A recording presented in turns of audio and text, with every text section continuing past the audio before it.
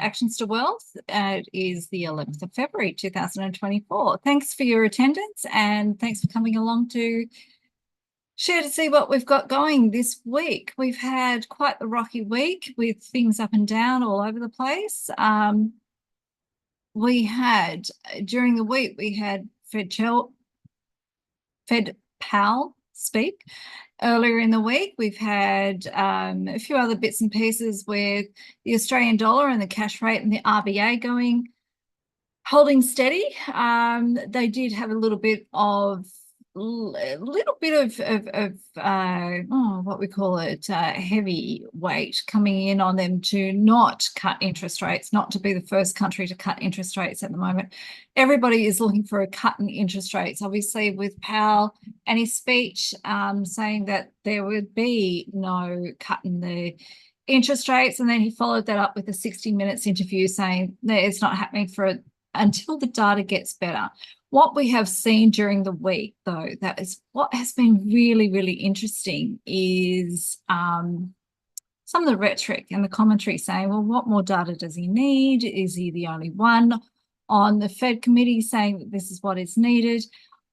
Who knows? Obviously, that's all behind closed doors, but the inference is being that there is a start of a bit of a,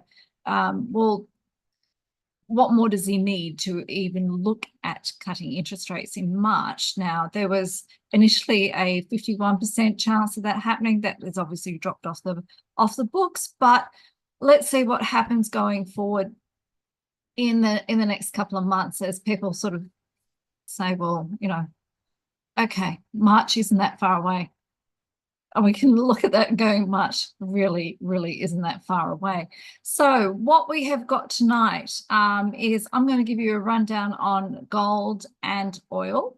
Gold, as you know, is something that I love to trade, but unfortunately, let's just go to the charts and have a little look and see what's going on here. So let's share the screen. Just move me out the way. Share screen. Okay. Here we are. We're going to do a quick technical analysis on gold. As much as I love to trade gold, it's not something I'm loving to trade at the moment, let me tell you. So guys, just bear with me just one moment. Okay, so let's have a look at the gold daily chart. What can I say? Flat as a tack. If we go down here to the ADX is showing me there is no trend. I could have told you that. No trend either direction. The MACD, flat as a tack. We know that we want to see MACDs going in some direction to get some kind of move. We want things trending, but we don't have diddly squat happening here actually on the moment on the chart. That's the daily chart. Look at that. Nothing. Where we had a pullback last week, which was really unfortunate. Let's just drill down to the 4-hourly chart. Major pullback down on, I think we had, what was it, US job numbers? Was that it? Unemployment change. And obviously US dollar, it was better than expected. Gold pulled back, US dollar went up, and look where we are at the moment. 4-hourly chart for the last 2 weeks. And you can even go back a bit further than that. You are looking at just not going anywhere. It is reacting to some of the news coming out, but when I've got whiplash. I'm thinking, yes, it's off and off it goes, and it's running. And I'll show you a seasonal chart in just a bit. But at the moment, we have got 3 steps forward and 2 steps back, and it is one of the most frustrating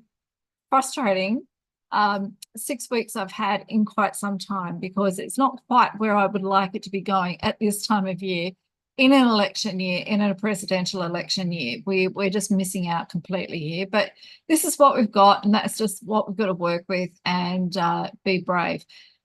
What the chart is telling us, technically, it is moving sideways. It just is moving sideways. It didn't like that, but what is interesting to see is you can see it down through here. It's holding support. Bounces off, holds support, comes up, hits resistance, comes back down again. That that is the sum total of the story for gold at the moment. So even if you can set it on a weekly, and it's just abysmal at the moment. Again, we've got flat MACD, we've got an ADX that's telling us there is no trend. Well, no kidding. And whilst the green line, the DI plus, is showing that it should be pushing up, it's just not at the moment. At the moment, we haven't been overtaken by the fact that gold is going down. It is just ranging, it's holding its own above the 20. The blue line here, my blue exponential moving average is my 20, my red is my 50, gold is 100, and the simple moving average is the green line. And at the moment, they're still in order, but this is a weekly chart telling me that gold is going sideways, when normally on a seasonal chart, it should be going up. What we are looking for is, until the rhetoric changes and the ideas change around whether we are going to get interest rate cuts happening in the next, look, I'm not holding out much hope for March, but possibly May. We might be getting something in May. If interest rates start to charter down, what we're going to see is the bond yields move down as well. And gold and bond yields, particularly 10-year bond yields, are inversely correlated. So if that comes down, we will see gold go up. It's not an inflationary story or anything like that at the moment. That's where we're at. The other thing that is just sitting there, just ticking at the back of my mind, is US equities. And we're seeing the S&P blasting along, and I think they revised the Magnificent Seven. Those Magnificent Seven, what have we got? We've got Alphabet, Amazon, Amazon, Apple, Nvidia, Tesla, Microsoft, and I forget the last one. I'm sure there is another one in there. That Magnificent Seven, no, I won't even guess. What we're now looking at is commentary now referring to the Fabulous Four that did really well last week and the week before. That is an opening to actually see money being taken out of other areas and being put into US equities. We have seen for the first time ever a close on the S&P over 5,000. It closed at 5,026. It is blasting along. Not every company on that 500 US 5, the S&P 500, is doing exceptionally well. They're saying it's basically down to 4 companies that is pushing that higher and higher, and probably just it's on a good thing. Let's see how much further it goes. I think it's just bubbling along, going along, and seeing where it goes at the expense of gold and other bits and pieces. So look, guys, that's where I think we are with the gold at the moment. We are just going sideways. I can't even see, even on the monthly, it's saying a bit of a pullback, but hey, what we've done is we're an inside bar on the monthly at the moment. We're a further inside bar from January. And an outside doji. There's no direction. That's nothing to help us on any sort of situation at all. So let's have a quick look at the seasonality. This is what it should be doing for February. Have we got any of that? Diddly squat. We have got none of that. And I have actually not only gone from 25 years, I've gone back down to presidential yearly cycles as well, to be really specific with what I want to see. And that hasn't helped me. So we've got total uncorrelation of seasonality and what is actually happening in the market at the moment for gold. So sadly so, guys, all I can say is we just have to wait and see what happens with gold to get a bit of a direction. So my next one is, just give me 2 ticks, and we'll flop over to oil. Now, oil gives us a little bit more. Sorry, I should have had that ready to go. My oil analysis. Now, oil's been a little bit interesting. It's been one of those things where you sort of think, well, what happens now? we have got, not only do we have excessive fluctuations in oil when the Ukraine-Russian conflict started, we now have the Israeli-Gaza Strip conflict going as well. And now we have got UK and US doing airstrikes, and the Red Sea has been closed, and BP is, and a couple of the other oil companies are stopping routes of their tankers through the Red Sea. And then we've got, on top of all of that, the economic situation happening in China. So despite all of that, we've got an interesting scenario where we had, you'd think all those kind of things would actually push oil higher. What has overridden all of that has been an interesting situation, but we'll go through that. But from the technical point of view, oil actually closed sharply up from the downtrend at the beginning of this week. So it had been coming down. It's been all over the place. It, again, like gold, doesn't know quite in which direction it should be going. It's closed at 76.53, so it's up. It's reversed the downtrend, but what is significant is, okay, it's reversed the downtrend, but it's still continuing to trade in a range. It is not going anywhere significant. So if you look on the daily set, and we'll go to that chart in a minute, we saw a really nice, really neat ring low setup on the daily chart, and that commenced this week's rally, taking into account all the geopolitical impacts. And oil, unfortunately, has got it coming at it from all directions. So let's just have a look at the daily chart. Look at the daily chart. I mean, it's a really strong, straight up to the 100 EMA, but we had a really nice, on Tuesday, we had a low test bar. Yes, it was just testing support. And then we had the shoulder bar close above the high of the low test bar. It wasn't a big low test bar because it was still confused at that stage. And then we had this magnificent takeoff. And again, all the geopolitical impacts as they sort of like filter through and how that was absorbed was going right through the market. And we had a really strong takeoff from that low test bar, that ring low just there. Again, it's not the strongest move, and I'll just go through this. This is the ADX, average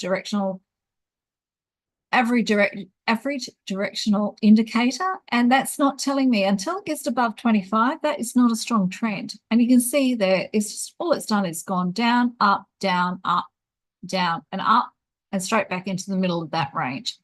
That is a trading range on the daily. Okay. Yes, it's moved up from the bottom. That's what we can see there, but we can see on the MACD, it's still not significant. It is not a significant move from a technical point of view. Let's drill down. It looks really good, doesn't it? It looks rare. It came through, broke through the, that is my weekly pivot on my 4-hourly chart.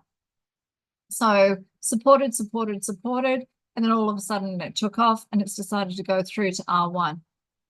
That's great. I'm not sure we can say that is the start of a new trend given, let's just go back, given what's happened on the weekly, on the daily chart. Okay, so we've got a break of the monthly bar, of the monthly pivot. Just to make it quite clear, my pivots on my daily compared to my 4-hourly chart, one reflects a monthly pivot. The 4-hourly chart reflects a weekly pivot. I'm looking for a better entry when I'm trading. That's the only reason I've got different time frames. So as you can see on the 4-hourly, yes, it's looking to go further, but again, it moved up, hit resistance, and now it's not too sure what it's going to do. We've got a great big doji, we've got a little bit of a pullback, and that's where it finished at the end of the week. The weekly, again, you can see from the 200, let me just show you that. That's my 200 simple moving average. Again, there's a lot of big hedge fund traders that will say anything above a 200 simple moving average, we go long. Anything below, we go short. Here we have it. Quite clearly see oil is using the 200 simple moving average as a very neat level of support, and it's bouncing from it because it's not really doing anything. It's not really going in any direction. It is, on the one hand, dealing with what's happening with the biggest country, which is the biggest consumer of oil, China, compared to what is happening with the Middle East. And I was reading reports during the week, and we are seeing a lot of bits and pieces happening that are not necessarily what you would call kosher, as far as Libya selling quite a bit of oil to Russia. Russia is also an importer and exporter of oil. The US is also making and drilling their own oil as well. And they very quietly been doing that under radar. So there's a lot going on, but when the numbers come through, this is what's happening. It's just going sideways. There's no supply and demand that is really taking hold to send it in one direction or the other. And that's, when it comes to commodities, so important. And we are bear in mind, this is the Northern Hemisphere's winter, where you should expect a really strong demand for oil, for heating, for whatever. But normally, this is what we expect to see during in this first quarter, is a push up for oil, and we're just not seeing it. Monthly really tells the story, doesn't it? Everything's flat. I've got flat EMAs. I've got a flat MACD. I've got a sick ADX, and both the DI plus and DI minus directional indicators are pointing down. It doesn't get more bland than that. So between gold and oil, I've had a really, very boring time trading, guys, for the last couple of months, I'm afraid. But this is what we've got. And as you can see, until we get a little bit more of a kick in the pants on oil, or gold for that matter, this is what we're looking at. It's just really flat. So going forward, like I said, seasonality, we should see a bit more of a push up. We haven't, and that's just the way it goes. But, you know, at the moment, we're still looking at Chinese weakness economically. It continues to be a key talking point for the past week. It's been there for some time. They've got some really big issues, and because I keep an eye on what's happening with some of their property companies, some of them are going into bankruptcy, some of them are really struggling, and it's having such a ripple flow and effect to the rest of the economy. The weakness will continue. The geopolitical risk premium kicked back in with quite a bang after Israel rejected a ceasefire offer in Gaza. And that is one of the things that sort of like popped up oil. It didn't help that they bombed the border city, that it says city, not city, of Rafah, but these are the things that are all coming into the mixing pot. It's trying to find the traction and trying to work out what piece of news, and because it's coming at us thick and fast, by the way, which bit of news is going to be significant enough for us to be able to take a position and interpret the news on this commodity. There was also news out from the US Energy Information Administration saying that its output is unlikely to surpass the current level of 13.3 million barrels per day until early 2025. What that also doesn't say, if you read between the lines, is they're just filling up their reserves at the moment. They've got enough going on. There's other things happening. There's an election. There's a lot of other bits and pieces and spangles and glitter and, I don't know, some football game apparently. And that has taken a lot of heat off what's happening with oil in the US, but that is very quietly. They were very low on US oil reserves at the end of last year, really low, critically low. And they are doing what they can to get that neatly but quietly back up. So where that goes to, I've got two commodities that I'm looking at going sideways for quite some time until I can get a bit more information. We've got an OPEC meeting. Take note on that. That can cause some volatility. Just remember, we are just looking at a ranging market at the moment for both gold and oil. And just to be aware of further volatility. But hopefully things will start to change and we can see what happens very soon. Now, I would love to know, I'm going to finish that. I'm just letting people know. I've got some chat questions here. I am just letting people know that if anybody here is not looking at going to Bali, who's looking at going to Bali? Please tell me. Please tell me you're looking at going to Bali. Who is not coming to Bali they should be going to Bali?